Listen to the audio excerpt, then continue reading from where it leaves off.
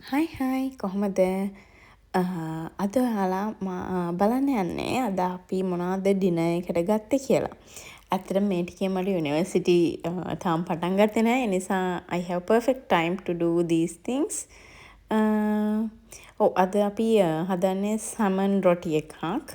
ඔයාලා මේ දකින්නේ සමන් කියවට ඇත්තටම ටූනා මම යූස් කරන්නේ. දෙකම ගත්තේ Coles සුපර් මාකට් එකෙන්. මුලින්ම ඔලිව් ඔයිල් වලට අනියන් ටොමැටෝ දාලා අපි චුට්ටක් තියනවා. ඊට පස්සේ ඒකට මම ජින්ජර් පේස්ට් එක දාලා තමයි මේ පොඩ්ඩක් හැඳි ගන්නේ. අද ඇත්තටම අපි හදන්න හිටියේ එග් රොටි. හැබැයි පස්සේ ඩිසයිඩ් කරලා ටූනා කෑන්ස් දෙකකුත් තිබ්බ හින්දා ටූනා රොටිම හදනවයි කියලා. ඒකටම ෆ්‍රිජ් එකේ ඉතුරුලා තිබ්බ තව මෂ්රූම්ස්. ඒ නිසා අපි මෂ්රූම්ස් උත් දාගත්තා. මොකද අද ෆ්‍රයිඩේ. ඒ නිසා දැන් ඇත්තටම බඩු ඉවරයි. ආයි සන්ඩේ තමයි අපි shopping යන්නේ. චුට්ටක් ස්පයිසි වෙන්න chili flakes ඇඩ් කරගත්තා. මෙහි chili flakes අපි ගත්තේ ලංකාව කඩෙම තමයි. ඒ හින්දා එකම රහ වෙනසක් නැහැ. චුට්ටක් මේ ඔක්කොම ටික තැම්බෙන්න තියලා තෙල් වලින් බැදෙන්න තියලා මම ටූනා කෑන් දෙකම ඇඩ් කරගත්තා. ටිකක් දැන් ටූනා එක තෙලින් බැදෙන්න දෙනවා අපි චුට්ට වෙලාවක්. හොඳට බැදෙන්න දීලා තමයි අපි ඊට පස්සේ කෑම එක හදාගන්න යන්නේ. ඇත්තටම රොටි එකේ ඩෝ එක මං කලින් අනලා තිබ්බා. ඔයාලා දැන් මේ දකිනවා වගේ මං අන්තිමටම කරන්නේ ලිපෙන් බාගන්න යද්දී දෙහි චුට්ටක් එකතු කරගන්නවා නිකන් රස බැලන්ස් කරගන්න. දැන් ඔයාලට පේන්නේ මං ෆයිනලි ඉවර කරගත්ත සැමන් මික්ස්චර් එක. ඇත්තට මේකට මහ ලොකු දෙයක් දැම්මේ නැහැ. මේක ඉවර වුණාට පස්සේ මම රොටි එක හදන්න කලින් පොඩ්ඩක් කිචන් එක ක්ලීන් කරගන්නවා. මොකද ආයි මේ ඩිෂස් මුකුත් ආයි ඕන වෙන්නේ නැති නිසා මම ඩෝ එක කලින් හදලා තිබ්බා. එතකොට දැන් ඇත්තටම ඕන වෙන්නේ පෑන් එක විතරයි. මම සාමාන්‍යයෙන් උයන ගමම්ම කිචන් එකත් ක්ලීන් කරගන්නවා. සාමාන්‍ය මීල් ප්‍රෙප් එකකදී ඇරෙන්න. සාමාන්‍ය ඩිනර් එක හදද්දි මම එවෙලෙම ක්ලීන් කරගන්නවා කිචන් එකත්. ඔක්කොම බඩු ටික හොදලා මම දානවා පල්ලෙහා තියෙන චුටි රැක් එකක්. ඒකට දාලා තියෙනවා වතුර බහින්න. ඊට පස්සේ ටික වරුවක් විතර තියලා වතුර ටික අයින් වුණාට පස්සේ මම ඒක අදාළ තැන්වල තියනවා. ඉතින් ඔයාලා මේ දකින්නේ මම ඩිෂස් ක්ලීන් කරගන්න විදිහ. මම දවල් ලන්ච් එකෙන් පස්සේ ඇත්තටම ඩෝ එක අනලා තිබ්බා. රෑට කෑම හදන්න. දැන් ඇත්තටම කෑම හදද්දි වෙලා මම හිතන්නේ 8යි කාලට විතර ඇති. 8යි කාලට විතර හැදුවා. ඔය 8යි කාලටත් තාම අපි වැඩ ටික තාම ඉවර නෑ. පටන් ගත්ත ගමන් තියෙන්නේ. ඔයගොල්ලෝ මේ දකිනවා වගේ කිචන් එක ක්ලීන් කරනවා රොටි එක හදන්න කලින්.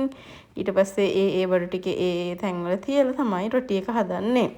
ඇත්තටම කලින් කිව්වා වගේ මේ ටික යුනිවර්සිටි එකේ මට තාම වැඩ පටන් ගත්තේ නැහැ. ඒ නිසා මට ටිකක් ටයිම් තියෙනවා ගෙදර වැඩ ටිකත් කරන්න. මේ තියෙන්නේ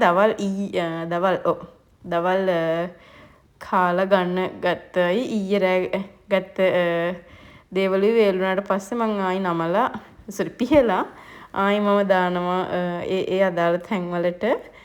සාමාන්‍ය හැඳි ඔක්කොම තියෙන එකම තැන. ඔක්කොම තියෙන මේ මගේ ස්පයිසස් තියෙන ලාච්චුවේ මේ ඔක්කොම එකට දාලා දෙන. මෙතන ඔක්කොම දෙන වේලිච්ච දේවල්. මේ ස්පයිසස් රැක් එකේ කෙරෝලින්ම නේ සීනි බෝතලේ තියලා තියෙනවා. මොකද ඒක ලේසි වෙන්න. දැන් මං හදන්න යන්නේ රොටි එක හදන්න කලින් පෑන් එක තියාගන්නවා පොඩ්ඩක් හීට් වෙන්න. මෙහි බර්න් එකට අපි මේ වගේ චූටි මොනවද මම මේකට කියන්න නම නම් ඇත්තටම දන්නේ නැහැ. ඒක දාලා තමයි මේ ගින්දර පත්තු කරගන්නේ. ඊට පස්සේ පෑන් එක පොඩ්ඩක් හීට් වෙන්න තියෙන ගමන් මම කලින් ප්‍රෙප් කරලා තිබ්බ ඩෝ එක අරගෙන මේක මම ඔලිව් ඔයිල් වල දාලා තිබ්බේ. මේක ඇත්තටම ලේසියි මේ ඩෝ එක හදන්න. පාම් පිටි අපිට ඕන ප්‍රමාණය අරගෙන මේකට ලුණුයි ඔලිව් ඔයිලුයි මද රස්නේ වතුර. සාමාන්‍ය අපිට අතට අල්ලන්න පුළුවන් දැනෙන වතුර ගොඩාක් රස්නේ නෙමෙයි අපිට අල්ලන්න පුළුවන් වතුර දාලා අතේ ඇලෙන පදමට නොඇලෙන පදමට නෙමෙයි ටිකක් විතර ඇලෙන පදමට අනා ගන්නවා. අනාගෙන දිගටම නීට් කරගන්න ඕන. විනාඩි 5ක් විතර නීට් කරද්දී ඩෝ එක ලස්සනට හැදිලා එනවා. ඇලෙන්නේ නැති ගානට. ඊට පස්සේ අපිට ඕන ප්‍රමාණයට පොඩි පොඩි බෝලක් හපලා ඒක ඔලිව් ඔයිල් වල දාලා ඔලිව් ඔයිල් නෙමෙයි ඕනම ඔයිල් જાතියකට දාලා විනාඩි 25ක් විතර තියන්න පුළුවන්. මං හිතන්නේ මට කලින් කියන්න අමතකුණා. පිටි ලුණු මද රස්නේ වතුර ඒකටම ඔයිලුත් දාන්න ඕන. දැන් මේ ඔයාලා මෙච්චරලා දැක්කේ මං ඒක ගොඩාක් තුනී කරලා ප්ලේට් එකක දැම්මා පෑන් එකට. පෑන් එකේට දාපු ගමන් තප්පර 2ක් 3ක් යද්දි මං ඒ කුරටම අපි හදාගත්ත සැමන් පේස්ට් එක දාලා දැන් අර අපි විතර ටික කනවා වගේ හතර පැත්තෙන් සීල් කරනවා. සීල් කරලා චුට්ටක් කළා තියලා අනිත් පැත්ත හරව ගන්නවා. ඒකත් රත් වෙන්න. මේ වෙලාවේදී අපේ ලිපේ ගින්දර ගොඩාක් අඩුවෙන් තියාගන්න ඕනේ. මොකද නැත්තම් එහා පැත්ත පිච්චෙන්න පුළුවන්. අපි ඒ කියන්නේ සැමන් ඩෝ එක මැදට දාලා ඒක හතර කොන නමලා එද්දී එහා පැත්ත පිච්චෙන්න පුළුවන්. ඔගොල්ලෝ ලිපේ ගින්දර ගොඩාක් වැඩියෙන් තියාගත්තොත්. ඒ නිසා ලිපේ ගින්දර ගොඩක් අඩුවෙන් තියාගන්න ඔයාලට මැනේජ් කරගන්න. කියන්නේ රොටිය පිච්චෙන්නේ නැති විදිහට පරාට එක හරි රොටිය හරි මේ රැප් එක පිච්චෙන්නේ නැති විදිහට අඩු කරලා තියාගන්න. මම දැන් පොඩ්ඩක් දෙපැත්ත දදා තව චුට්ටක් කළු වෙනකන් තියාගන්නවා රොටි එක ලිපේම.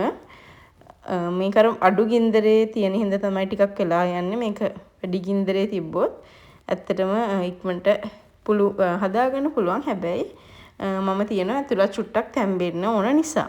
මේ තියෙන මම හදාගත්ත පළවෙනි සැමන් රොටි එක ඒක ලස්සනට වෙලා තියෙනවා. දැන් තව රොටි එකක් හදන ගමන් ඉන්නේ. ඒකත් අර විදියටම දිග අරගන්න. මේකට මේ අපි අර රෝලර් එකක් තිබ්බනම් ලේසි. හැබැයි මං ළඟ රෝලර් එකක් නැහැ. එහෙනම් මං කරන්නේ අතින් දෙපැත්තට ඇද මේක පර්ෆෙක්ට් ෂේප් එකක් එන්නේ නැහැ. ඔයාලට පර්ෆෙක්ට් ෂේප් එකක් ගන්න පුළුවන් නම් හොඳයි. මට නම් ඇත්තටම එහෙම බෑ. මං කරන්නේ ඇත්තටම පිටි මොල්ලිය ගොඩාක් තුනි කරගන්න එක. එහෙම තුනී කරගත්තට පස්සේ තමයි අර ලේසියෙන් දෙපැත්ත රත් කරගන්න පුළුවන්. අනික මැද අමු වෙන්නේ නැහැ. එහෙම ගොඩාක් තුනී කරලා දැන් මට අනික මේක දැන් රොටිය තුනී කරද්දී ඉරුණට මැදින් ඉරුණට කමකුත් නැහැ. මොකද මේක වැහිලා එද්දී ඒක ප්‍රශ්නයක් නෑ. අපි හතර පැත්ත නමන නිසා. පුළුවන් තරම් මම කරන්නේ වාටිය රොටිය වටේ ගොඩාක් තුනි කරගන්නවා. මොකද එතකොට අර අපි කද්දි පිටි වගේ හැපෙන්නේ නැති නිසා. ඔයාලා මේ දකින්නේ මම රොටිය තුනී කරලා පෑන් එකට දාලා මම පෑන් එකේ තියෙන මම චුට්ටක් හදනවා අත පිච්චෙන්නේ නැති වෙන්න. මොකද පෑන් එක අර මද රස්නේ තියෙන නිසා ඇත්තටම හදාගන්න පුළුවන්. මම ඒක දාලා ඊළඟ රොටි එකත් හදන විදිය තමයි ඔයගොල්ලෝ මේ දකින්නේ. අර ඇත්තටම කලින් කිව්වා වගේ වැදගත්ම දේ තමයි රොටිය කොච්චර දුරට ඔයා තුනී කරගන්නවද කියන එක. මම ඒක කරන ගමන් අනිත් පැත්තට අනිත් රොටියටත් සැමන් දාලා රොටිය නමා ගන්නවා. ඔයාලට පේනවා ඇති. මේක නමන්න හරි ලේසි. හැඳි දෙකක් අරගෙන ඒ හැඳි දෙකේම හෙල්ප් එකෙන් ඔයාලට එක හැන්දක් තියලා අනිත් පැත්ත කොටුවට නමාගෙන හරිම ලේසියට හදාගන්න පුළුවන්.